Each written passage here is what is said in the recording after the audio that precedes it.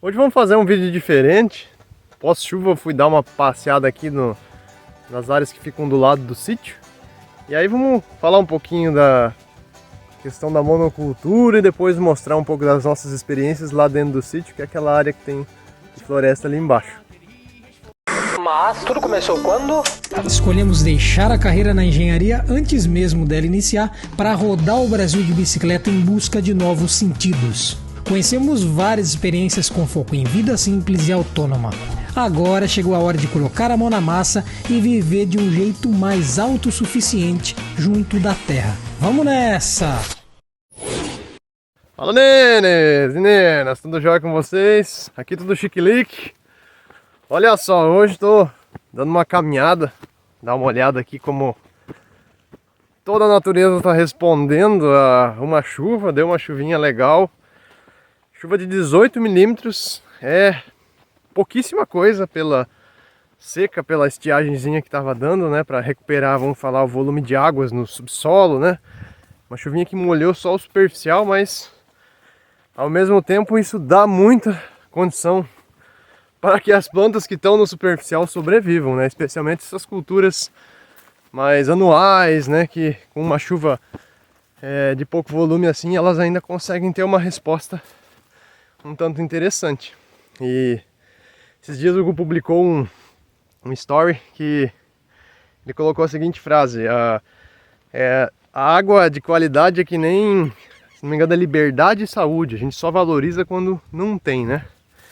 É incrível como quando tem alguma coisa que está ali muito à disposição, né? A gente vai se acostumando. Parece que a gente não perde um pouco o valor, né? Porque ela está sempre ali. E a gente vê nesses períodos de seca, estávamos aqui já para mais de mês sem uma chuva que passasse aí dos 10 milímetros. Então a gente valoriza demais quando vem. Veio 18 milímetros, é o que a gente marcou no nosso pluviômetro e estamos muito felizes, saltitando, né? Eu vim dar uma olhada aqui, tô no meio da umas áreas de monocultura que tem aqui do lado do sítio. E o sítio fica lá naquela floresta que tem lá embaixo. E vem ver, né, como também a monocultura respondeu aqui a esta chuva. Os cultivos estão bem ruins dessa vez porque a falta de chuva prejudicou bastante, assim, teve plantas que chegaram a queimar, assim, as folhas mais de baixo, falando especificamente do milho, que o milho está por todo canto, gente, nesse momento, né? Foi cultivado o soja do final do ano passado, começo do ano, então é a safra que a gente falado, né? A safra, que é a principal colheita do ano.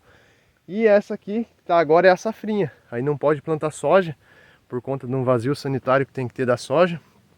Não é permitido fazer esse cultivo. E aí é plantado o milho. Aí o milho é um tapetão só, né? Todo mundo planta a mesma coisa, planta tudo junto. E é sempre aquelas coisas que a monocultura traz, né? É uma dificuldade para os agricultores equilibrarem aí, né, o cultivo diante dos insetos, diante das doenças que atacam, porque você imagina hectares, hectares, hectares, hectares, hectares de milho de uma só vez. Ó, milho, milho, milho, lá é milho, aqui tudo é milho. Essa parte aqui também é milho. Milho, milho, milho. Milho, milho, milho, milho, milho, milho, milho, milho, milho, milho, milho, milho.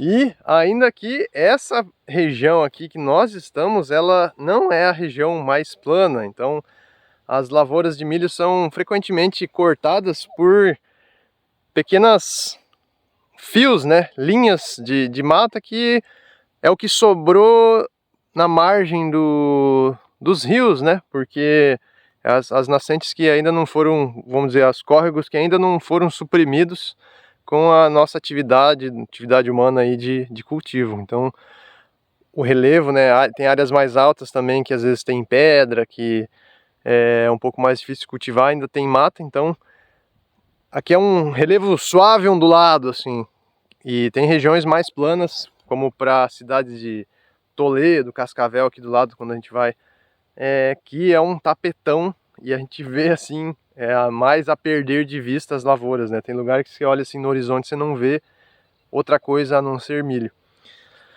Aqui, ó, dá para ver duas lavouras diferentes. Aqui foi plantado um pouco mais cedo, e aqui foi um pouco mais tarde. Aqui a estiagem pegou, não nasceu. E a gente vê, né, ó, o padrão da monocultura aqui do oeste do Paraná, né, é milho, e é sempre uma briga para controlar tudo quanto é espécie de planta espontânea, aqui controlado no veneno, que é o recurso que muitos agricultores têm. Não é só porque às vezes tem um interesse econômico, né, mas é porque também para manejar uma grande área de uma forma diferente, as condições que a gente tem de mundo hoje não facilitam, né, gente? Nós estamos ali com um pequeno espaço, fazendo as nossas experiências, a gente sabe o quanto é difícil trabalhar com uma diversidade de plantas, trabalhando com os princípios da agroecologia, fazendo cobertura de solo. É dificílimo, gera muito trabalho, e o contexto que se tem de mundo, né, não facilita, né? Eu vejo que uma coisa que dá para falar, né, sobre pessoas no campo. Aqui era um bairro que havia muito mais pessoas antigamente, e as pessoas estão indo embora, porque os sítios estão ficando, vamos dizer, cada vez mais pequenos, né, porque a competição de mercado, de produção, ela vai sempre permitindo que apenas áreas maiores tenham mais giro, né? Funcionem melhor na hora de plantar, na hora de colher, arcar com os custos de investimento e esse manejo, né? Tem que ter sempre maquinário grande, maquinário de alta tecnologia. E aí quem tem áreas pequenas às vezes não tem essa pernada para dar um investimento. Muitos agricultores desistindo, e aí o campo vai se esvaziando. Não se encontra muito mais pessoas que estão dispostas a trabalhar na agricultura. Então até os agricultores, em certos momentos, se obrigam a ter que ter maquinário. E o maquinário, ele exige padronização, né? Ele dificulta ainda mais a gente trabalhar com diversidade. E então tirar as pessoas do campo é nos obrigar ainda mais a trabalhar com a monocultura, né? A gente tem que ter alguma forma de incentivar as pessoas a voltarem para o campo.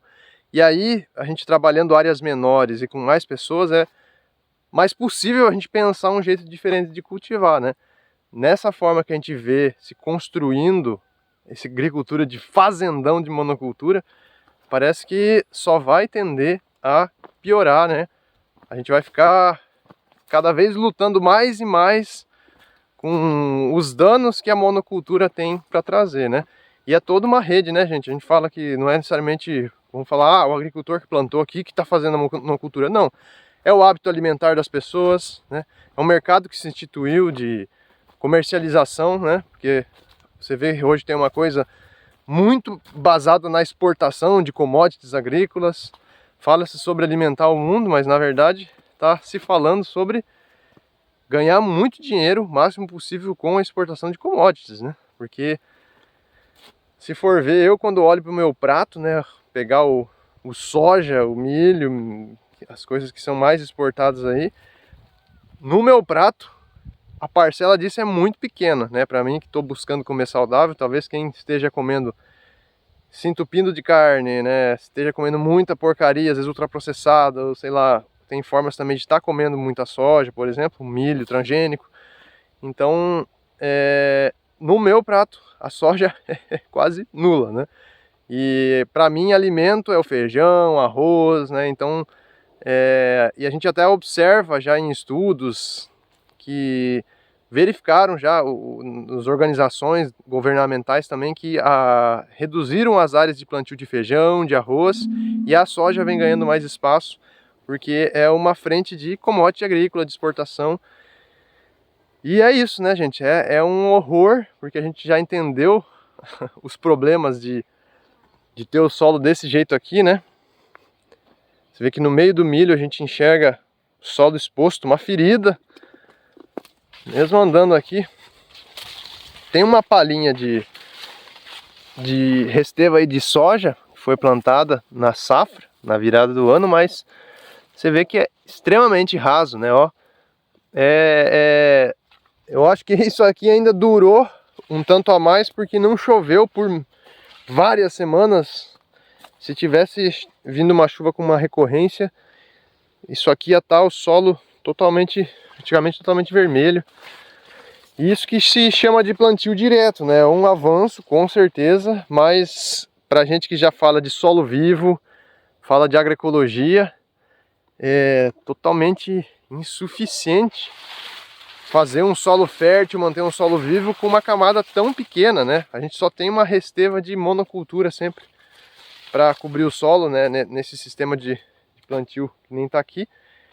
E é uma cobertura muito rala que não cria uma ecologia, não mantém o solo vivo, sem contar todas as práticas, né, que acabam sendo utilizadas de usar os agrotóxicos, adubos químicos, que são sais, que não necessariamente não adubam o solo, né?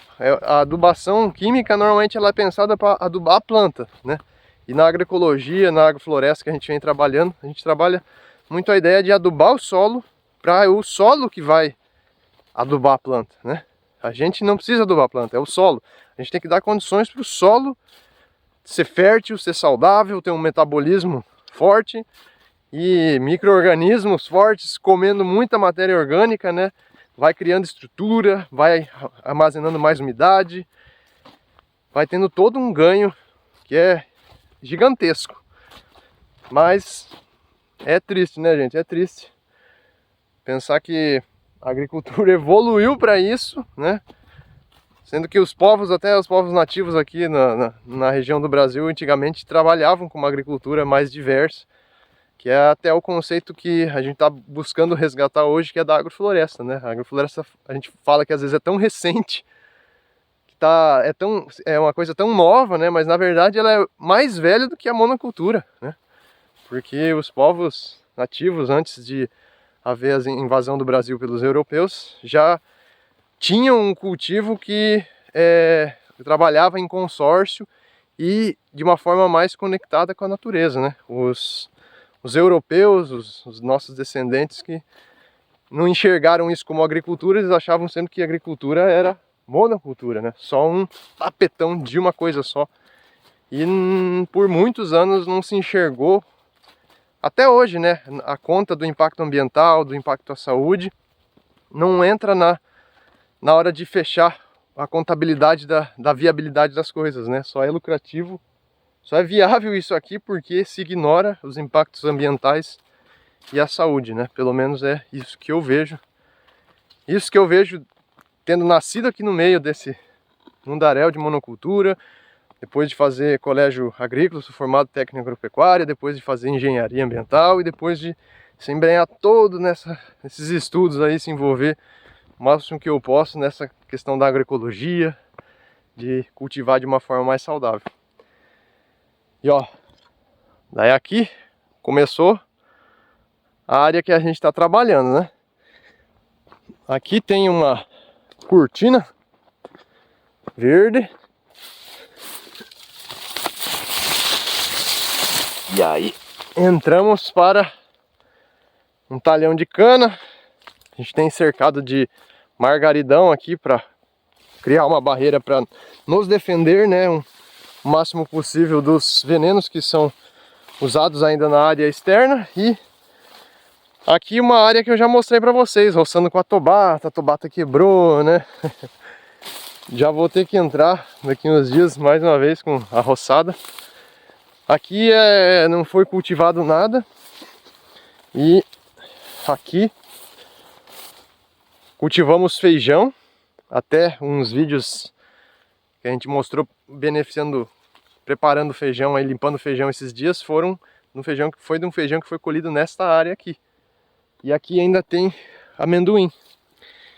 Inclusive o amendoim vai ser tema dos próximos vídeos, que eu tô achando que vamos ter que colhê-lo. O que a gente está tentando cultivar é não deixar solo exposto.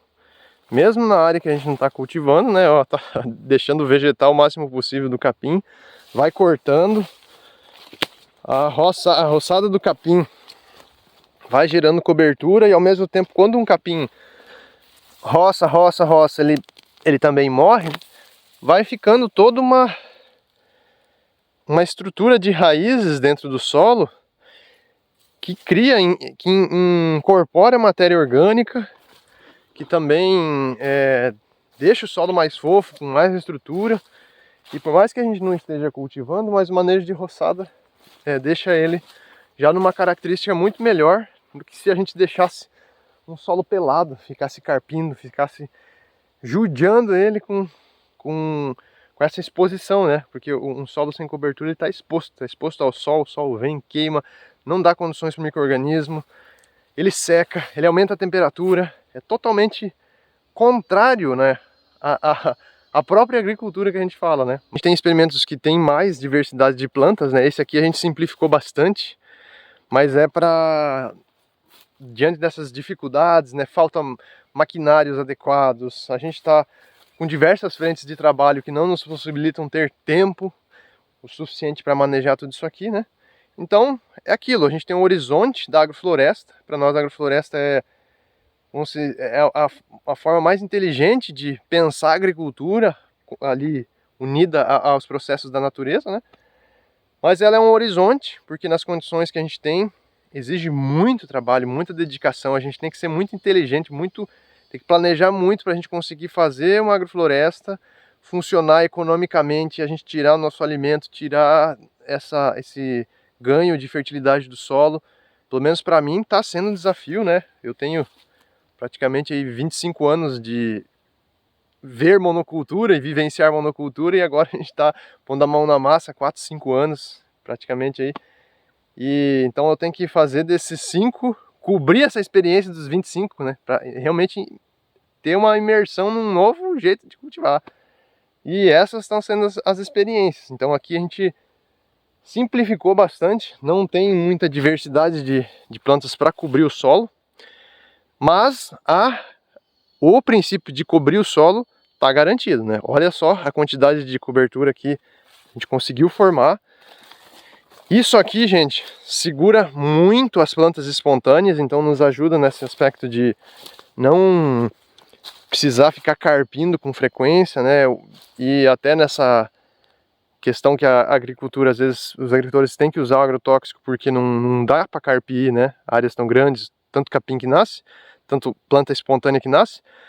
A palha é uma alinhada para reduzir o nascimento dessas plantas. Depois a gente vai vir plantando aqui no meio, fazendo linhas, né? Inserir feijão de novo, inserir milho. Essa baixa diversidade, ela não gera uma alimentação boa para os micro-organismos no solo gerarem uma gama de nutrientes, né, que realmente sustente o feijão, por exemplo, que a gente vai plantar depois. Então a gente tem solo coberto, mas para ter uma produção mais interessante a gente vai ter que estar vindo com adubação orgânica, né, trazer um esterco de galinha, algum composto, alguma coisa de compostagem que a gente tem para melhorar isso aqui. Eita, aqui ó, maracujazinho ainda despencando frutos, que beleza. Vamos ter que vir colher isso aqui. Ó, tem mais. E aqui, gente, está na área aqui, estamos manejando bastante, né? A cobertura de solo. Aqui é a parte que estamos nos preparando para aumentar a horta. Ali está as abobrinhas de horta que plantamos tempo atrás com vocês, que a gente usou o perfurador de solo, inserimos o milho aí junto nas linhas. Tá bem tarde para o milho, mesmo a abobrinha de horta foi um teste, né? Porque são plantas de calor, mas era para aproveitar um pouco um clima em transição no fim do verão, né? Porque o verão também estava muito quente. E aí, ver se ainda produz alguma coisa. Bom, queria mostrar para vocês o milho que nós plantamos aqui. E eu achei que aqui teve um resultado bem interessante, porque eu achei que ele ia sofrer muito com a falta de água nesses dias de chuva. Porque as lavouras de monocultura que eu vi por aí, mesmo as lavouras assim que o pessoal trabalha, vamos dizer, de maneira mais avançada, fertilidade, dentro dos limites que a monocultura tem, né?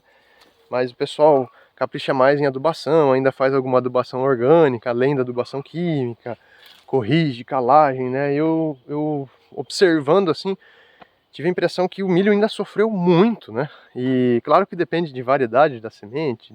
E eu tava preocupado que esse mambaço aqui fosse sugar muito a água, né? O mambaço ele é super forte assim em enraizamento. E o mambaço ele é uma planta permanente, então ele tá aqui por cerca de 1 ano e meio já. O milho foi plantado recente, então eu pensei que a chance das raízes do mambaço também estarem puxando umidade aqui do canteiro fosse algo que ia fazer assim, até um estresse para o milho, porque as chuvas estavam assim bem escassas, mas acompanhando eu achei que o milho desenvolveu super bem. Uma terra aqui que a gente não revolveu para plantar esse milho, a gente veio plantando só com a descompactação que foi... A gente aproveitou só da descompactação que foi feita no inicial, quando a gente abriu toda essa área aqui, formou toda essa área desse sisteminha de cultivo. O incremento de matéria orgânica eu achei que ajudou bastante. Eu fiquei impressionado assim como resistiu esse milho esses dias, mesmo com o mambaço que estava aqui do lado, ó, super grande, né? Olha, a gente roçou esses dias, ó, ele tava alto, tava dessa altura aqui, mais alto que minha cintura, né? 1 metro de altura. E mesmo assim a gente teve uma boa resiliência aí para passar esses dias secos. Que esse sistema com mambaça é como se fosse o sistema que eu mostrei antes, né? Esse é o canteiro principal, que lá vocês viram com palha. E daí tinha aquelas carreirinhas brotando mambaça, né? Só que aqui a gente tem 3 carreiras. Mambaça, que tem feijão guandu, margaridão. E aqui tem mambaça de novo. E aqui tem o talhão de amendoim. Então o outro canteiro que a gente cultiva. E aí toda a planta que está aqui, a gente poda e joga aqui para esse espaço do canteiro. Ele nasceu mal porque não choveu.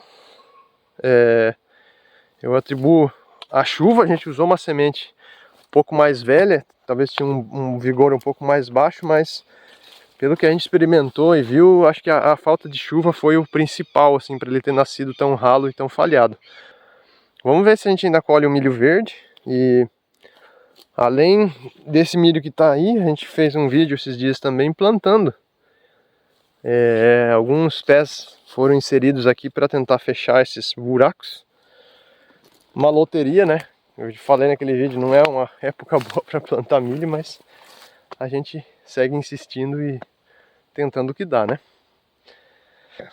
Acho que deu por hoje de vídeo, né, gente?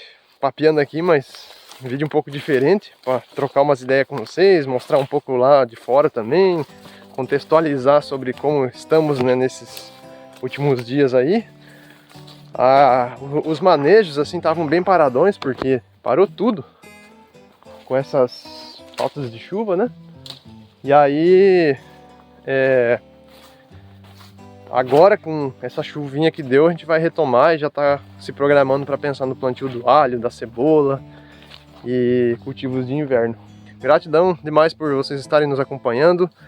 Agradeço demais aos apoiadores que sempre estão aí firmes e fortes nos apoiando no projeto, apoiando o projeto, né? Para que a gente se mantenha aqui compartilhando, fazendo essas experiências e buscando assim o máximo possível, né, aplicar os conceitos da agrofloresta, dessa questão de manter a fertilidade natural e tentar realmente desenvolver esse método para facilitar mais a gente cultivar e incentivar também mais as pessoas a olharem para esse sistema como futuro mesmo, né? Porque do jeito que as coisas andam chegando, mudanças climáticas e tudo mais, a gente precisa de sistemas mais resilientes, mais fortes, e eu não vejo outra alternativa a não ser o modelo de agrofloresta.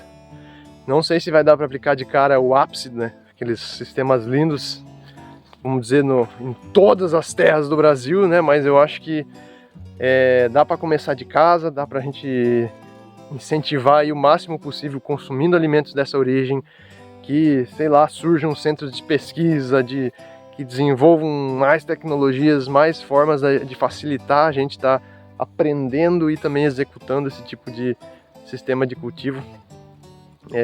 Precisa de mais, né? Pra gente se manter saudável e sustentável aí, né? Porque olha aqui, do jeito que as coisas andam, a gente fica com medo de pensar que o mundo tá acabando mesmo. Mas isso, sei lá se a gente vai ter essa resposta, né? O que importa é que a gente esteja fazendo alguma coisa com mais sentido. Se não for para salvar o mundo, pelo menos a gente está dando um sentido bom para nossa vida e pelo menos no nosso coletivo a gente está se unindo, está ficando forte e seguimos adiante. Gente, brigadão, até o próximo vídeo e sempre avante, expandindo o mundo!